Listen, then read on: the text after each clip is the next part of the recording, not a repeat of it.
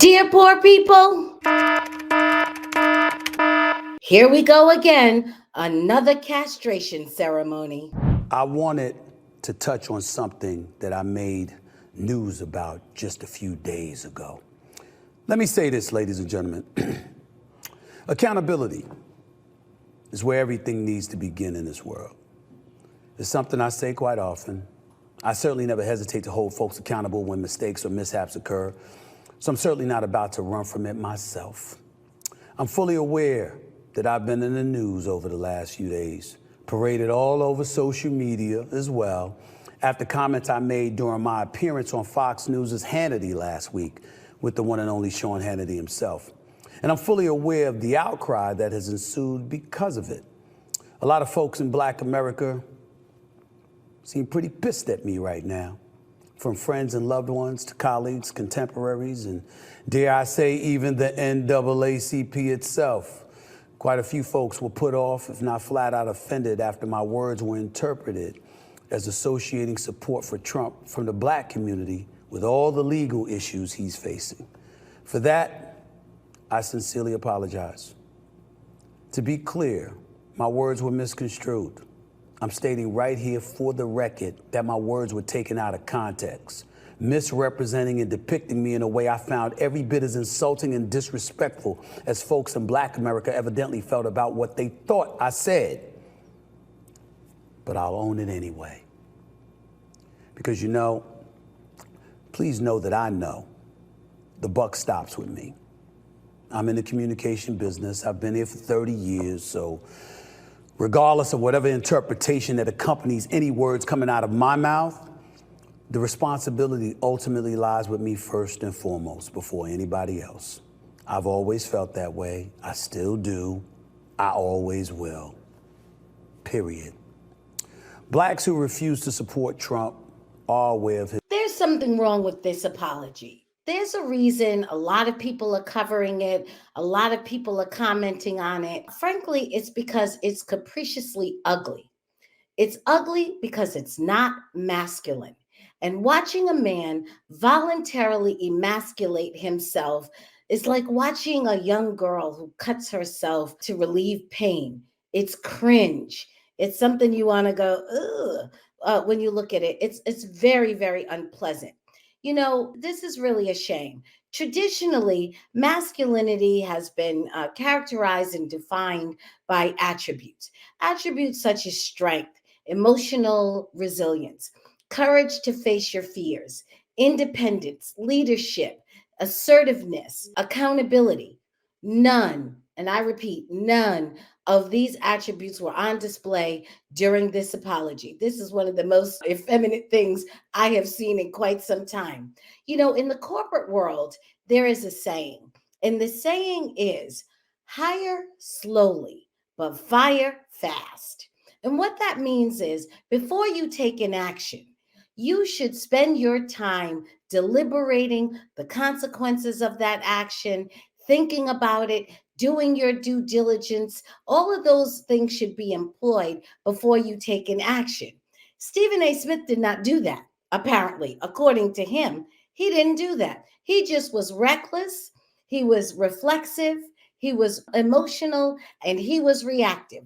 And you have to ask yourself, who does that? Punks.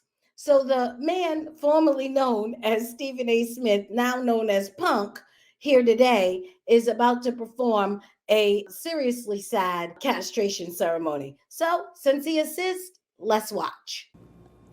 Blacks who refuse to support Trump are aware of his history of issues. And we'll never forget how Trump claimed Obama, the nation's first Black president, wasn't even qualified to hold office because he was born in Kenya, although Trump recanted the statement during his 2016 campaign run for the presidency. Yet Trump's dissenters were not the topic of discussion when I was talking to Hannity. The support he appears to be receiving in the polls was what was being discussed. 5 polls, count them, 5. Emerson, NBC News, Daily Kos, New York Times, and Rasmussen, all big national polls had Trump leading over the last few weeks.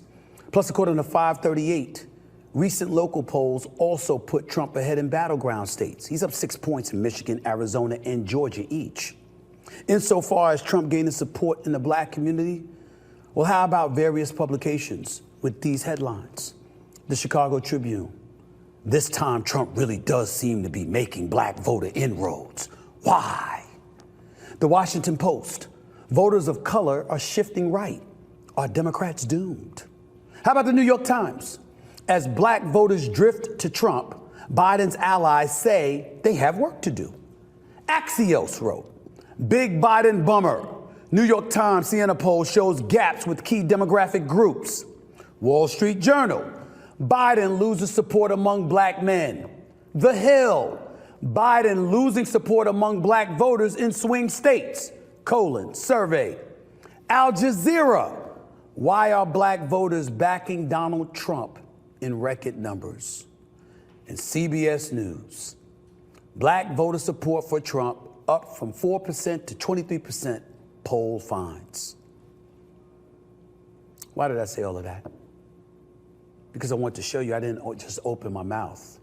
I read, I listened, and I've seen a momentum shift, as we all have.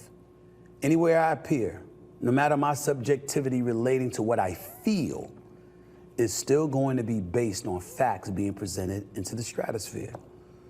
That is who I've always been. It is what I will always continue to be. But it's never exercised with malice in my heart and soul. Certainly never to insult or harm the black community, my community. My thoughts are put out there to present views I believe are pertinent, that alerts us to what's going on, what missteps may be taking place, and how, if at all, they could be corrected. I hope everyone can understand and appreciate my intent, if nothing else, as we march forward right here with the Stephen A. Smith Show. But just because my intent was harmless doesn't mean my words were harmless, and I know that. I can always do better, and I'll strive to do just that every single day that I'm alive. This is a mess. Go ahead and march on with the Stephen A. Show. Fine. I'm sure that'll be okay. But this was a moment of absolute embarrassment. And for you, Stephen A. Smith, it's a moment of shame, because all of this throwing yourself on the sword and apologizing. In fact, I'm not even blaming you for it. You acknowledged the pressure that you were feeling from all corners of, in this case, the Black community. And I would venture to say, even beyond the Black community, it's even more specific where this pressure is being derived. It is being derived from liberal women. At the bottom of all of this is liberal women. And the reason I say that is because liberal women have reorganized society intersectionally by offense when nobody was looking, and such that anybody at any point in time can have a reason to be offended. And this is what they do. They get together in a group and then they start mercilessly shaming and scolding men until they finally get men to give up and acquiesce. And then they force them into these incoherent apologies that no matter how many times they're reviewed, nobody can understand.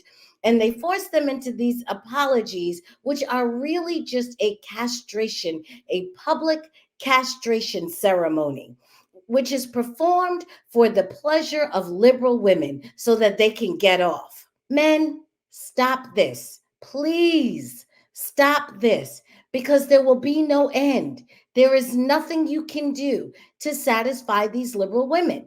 They will not be satisfied by your apology. It doesn't matter how sorry you are. It doesn't matter how long you apologize. It doesn't matter the level of remorse you can conjure up. It won't matter how much you're apologizing. You can apologize 1,000 times. It does not matter. They will never be satisfied by your apology. And the reason they can never be satisfied, your apology will never be good enough for them. Why? Because liberal women, their thirst for power, and not just power, specifically for power over men, cannot be quenched. So stop trying. Please remember to like, share, and subscribe to this video.